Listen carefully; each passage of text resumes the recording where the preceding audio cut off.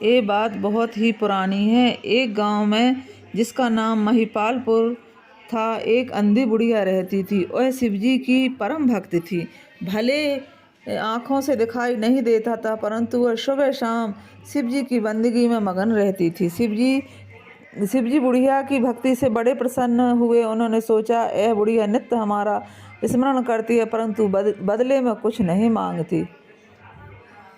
भक्ति का फल तो इसे मिलना ही चाहिए। ऐसा सोचकर शिवजी एक दिन बुढ़िया के सम्मुख प्रकट हो गए और बोले, माई, तुम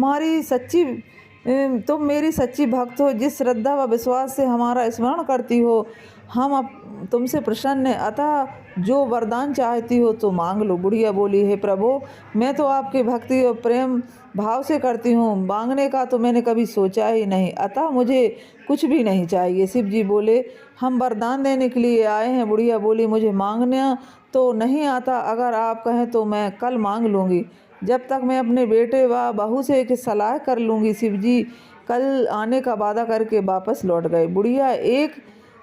बुढ़िया का एक पुत्र था और एक बहू थी। बुढ़िया ने सारी बातें उन्हें बतलाकर सलाह मांगी। बेटा बोला, माँ, तुम शिवजी से ढेर सारा पैसा मांग लो, हमारी गरीबी दूर हो जाएगी, सब कुछ चैन से रहेंगे। बुढ़िया की बहू बोली, नहीं, अब आप एक सुंदर पोते का वरदान मांगे, वंश को आगे बढ़ाने वाला तो चाहिए। बुढ़िया बेटे और बहू की बातें सुनकर असमंजस में पड़ गई। उसने सोचा, यह दोनों अपने मतलब की बात कर रहे हैं। बुढ़िया ने पड़ोसियों से सलाह मांगने का विचार बनाया। पड़ोसन भी नेक दिल थी। उसने बुढ़िया को समझाया कि तुम्हारी जिंदगी दुखों में कटी है, अब तो थोड़ा जीवन बचा है, सो सुख से व्यतीत हो जाए। धन अथवा पोते को क्या करोगी? अगर तुम्हारी आंखें ही नहीं तो वह सांसारिक वस्तुएं तुम्हारे लिए सब व्यर्थ हैं। अतः तुम अपने लिए आंखें मांग लो। बुढ़िया सोच में पड़ गई। उसने सोचा, ऐसा कुछ मांगूं जिससे मेरा बेटा बहू सबका भला हो।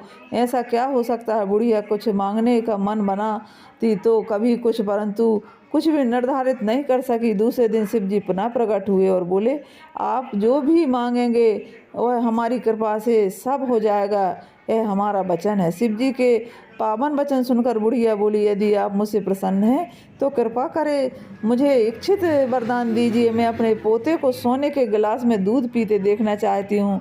बुढ़िया की बातें सुनकर शिवजी उसकी सादगी व सरलता पर मुस्कुरा दिए। बोले, तुमने तो हमें ठग ही लिया। मैंने एक वरदान मांगने के लिए बोला था, परंतु तुमने एक वरदान में सब कुछ मांग लिया।